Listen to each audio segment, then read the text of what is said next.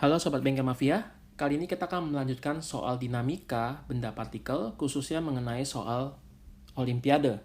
Nah teman-teman, diberikan sistem benda seperti ini, pertanyaannya adalah tentukan kisaran nilai M2 dibagi M1 agar sistem balok itu diam. Di sini ada balok 1 yang diikat dengan tali yang dihubungkan ke balok 2, lalu balok 1 diletakkan pada bidang miring yang kasar dengan sudut alfa. Nah, untuk menjawab berapa perbandingan M2 per M1 supaya sistem balok ini diam, maka kita perlu menganalisa diagram benda bebas. Karena dengan diagram benda bebas, kita akan mengetahui gaya apa saja yang berinteraksi atau yang bekerja untuk sistem benda ini. Nah, teman-teman, kita melihat yang pertama dulu. Di sini diagram benda bebas ini kita memisahkan benda 1, benda 2 dengan benda 3. Benda 1 M1, benda 2 M2, lalu ada katrol. Nah, kasus yang pertama adalah kita menganggap meskipun benda ini diam, tapi benda 1 mau hampir bergerak turun. Mengapa? Karena ada dua kemungkinan kan. Kalau benda ini diam, bisa saja balok ini hampir naik atau balok ini bisa saja lagi mau turun. Kalau balok ini lagi hampir mau turun, maka gaya geseknya ke atas. Sedangkan kalau balok 1 ini hampir mau naik tapi belum naik gitu ya, maka gaya gesek ke bawah. Jadi ada dua kemungkinan. Nah, kita membahas kemungkinan yang pertama dulu, yaitu yang gaya geseknya ke atas. Nah, di sini balok 2 ada 2 gaya, katrol ada 3 gaya, kemudian di sini ada gaya berat gitu ya. Nanti di sini ada gaya gesek ya, kemudian ada gaya normal, lalu di sini tegangan tali. Nah, teman-teman perhatikan nih gaya gesek ke atas kenapa? Karena saya menganggap benda ini, benda 1 sedang mau bergerak ke bawah. Maka gaya ke atasnya ke kanan atas. Nah, kita lihat di sini yang tadi gaya ini kita proyeksi sejajar bidang miring dan tegak lurus bidang miring. Karena saya mau menganalisa benda M1 dalam arah bidang miring, maka gaya yang tadinya ke bawah ini harus kita proyeksi tegak lurus bidang miring dan sejajar bidang miring. Ini adalah gaya-gayanya. Benda 2 punya berat, ditahan oleh tegangan tali. Katrol, tadi ada tegangan tali ke bawah. Ingat, tali itu selalu menarik. Bagi benda 2, tali menarik ke atas. Bagi katrol, tali menarik ke bawah.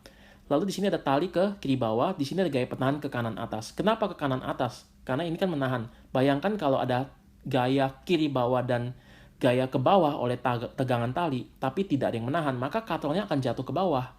Tapi karena adanya gaya penahan ke kanan atas, maka di sini katrol ada kemungkinan untuk bisa stabil atau diam. Benda 1 di sini memiliki gaya normal karena ditahan oleh bidang miring. Lalu dia juga ada tegangan tali ya, menarik ya, ingat tali selalu menarik.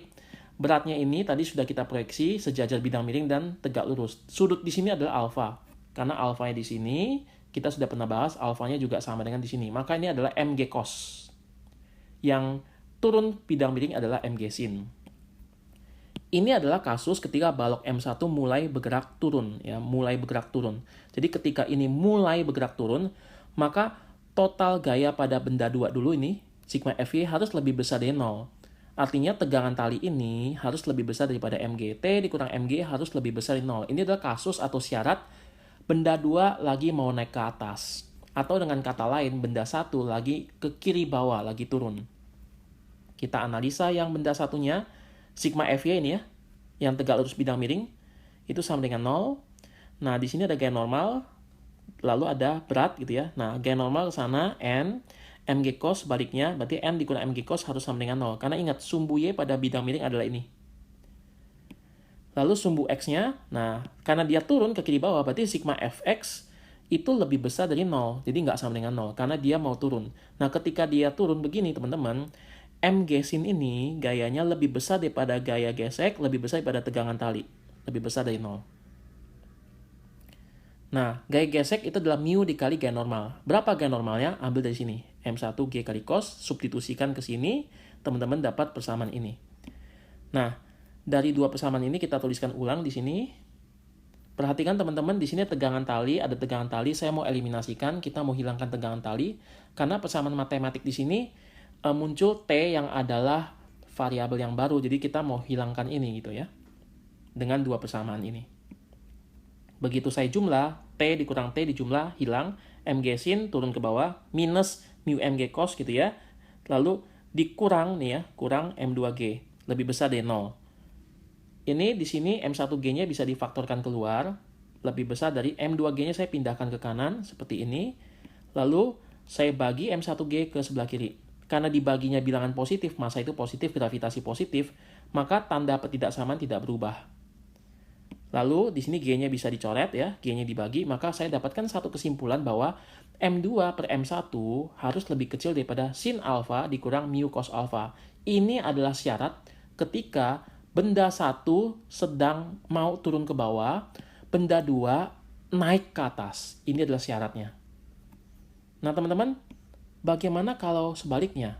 Tadi kan benda 1 turun bawah, benda 2 naik ke atas. Bagaimana kalau sekarang benda 1 yang akan naik ke atas, lalu benda 2 yang turun? Perbedaannya adalah di gaya geseknya.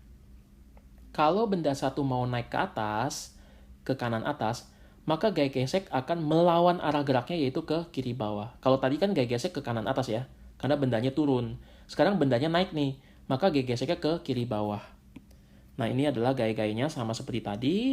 Sekarang kita mau analisa ya, ini kan balok M1 mulai bergerak naik gini ya, balok M1 gerak naik, balok M2 turun. Dengan analisa gayanya, sigma Fy lebih besar 0. Artinya teman-teman, benda ini bergerak turun ke bawah ya, maka M2G dikurang T harus lebih besar dari 0. Kenapa? Karena mulai turun ya, lagi mulai turun kondisinya. Sedangkan yang di sini, tegangan tali harus lebih besar daripada gaya-gaya yang ke kiri bawah. Itu harus menyebabkan benda ini naik. Tapi sebelum itu kita lihat pada sumbu Y di bidang miring. Sigma Fy sama dengan 0, ini nggak bergerak ya, makanya sama dengan 0. Maka di sini gaya normal sama dengan mg cos. Ini. Lalu pada sumbu X nih, sejajar bidang miring, benda 1 kan lagi akan naik nih, lagi naik ke atas ini ya. Maka T dikurang dengan gaya-gaya di sebelah kiri, yaitu ada apa aja? Mg sin sama gaya gesek.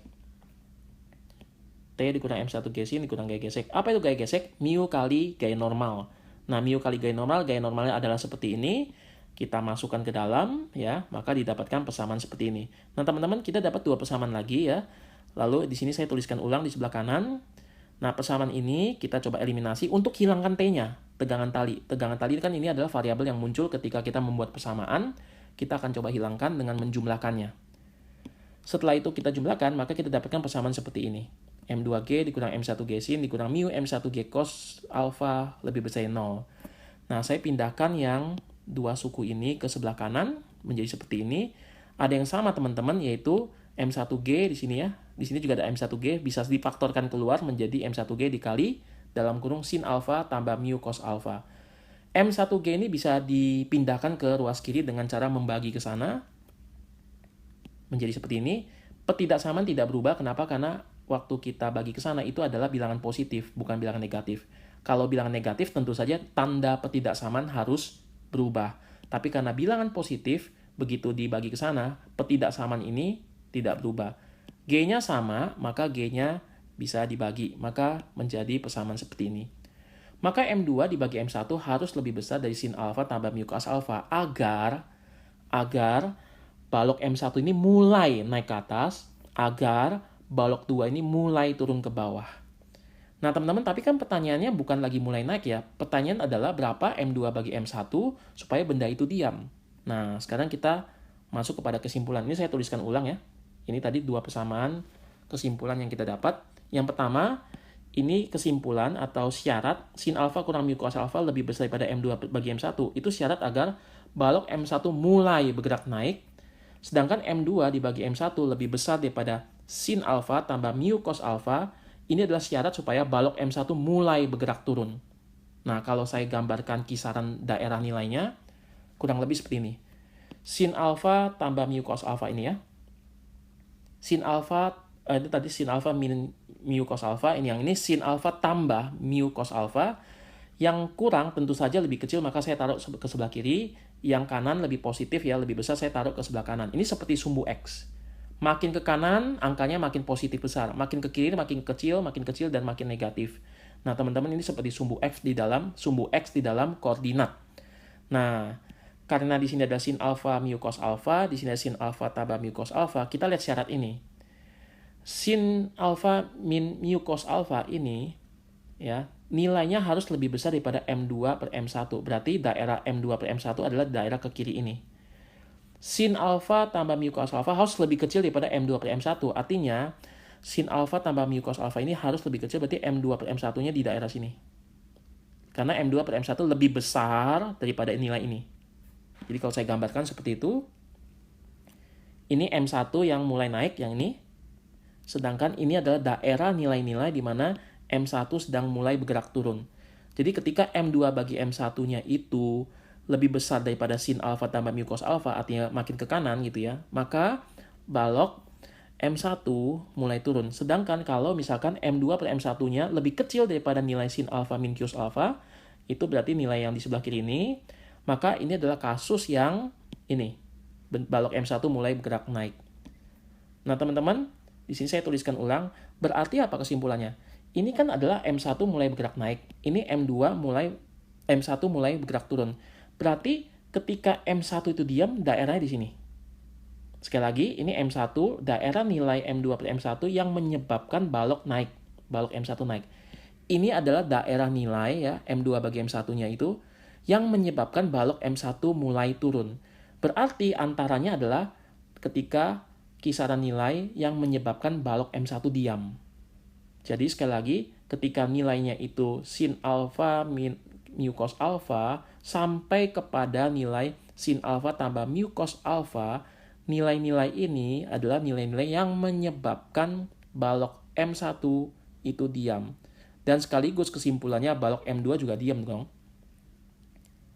Maka kesimpulannya sin alfa min mu cos alfa gitu ya.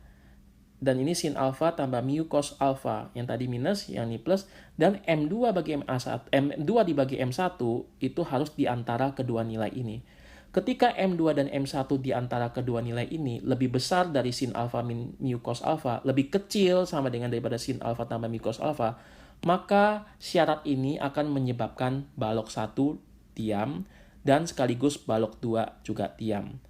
Nah teman-teman, sekian penjelasan dari saya. Harap teman-teman kalau masih ada yang bingung boleh email saya atau boleh juga mengulang video ini dengan lebih perlahan untuk melihat setiap kronologis penjelasan saya. Ini adalah solusi untuk soal Olimpiade kali ini. Harap teman-teman terus mengikuti soal-soal fisika selanjutnya. Salam semangat!